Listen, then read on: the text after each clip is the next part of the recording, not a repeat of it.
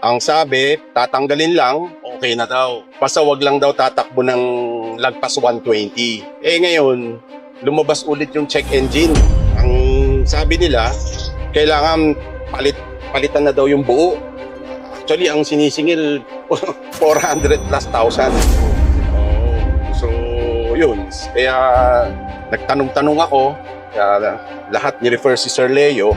Yan, tama. So, sasabihin natin kay ECU na huwag na niya hanapin yung catalytic. So, isa-scan ko muna. Tapos malalaman ko ano yung... Baka kasi may ibang error na hindi... Meron kasing... Pag yan, sure, kaya yan i-delete. Pag may iba, hindi. Hindi lahat ng check engine pwede mo tanggalin sa tono. May mga check engine na kailangan ng kotse mo para tumakbo siya ng matino and matipid. Yan. So, wala nang check engine, pero para sure, scan natin kung may makita pa siya. Read DTC, wala na dun. Check din natin sa Beacon DTC. So, read DTC, okay, wala na rin. Okay na.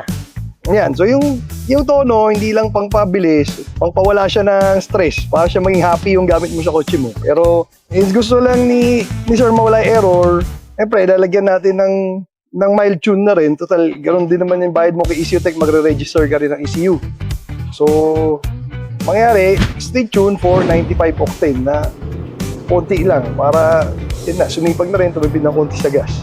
Kanya-kanyang purpose, kanya-kanyang budget. Ang pinaka-importante, hassle-free and enjoy ka gamitin yung kotse mo.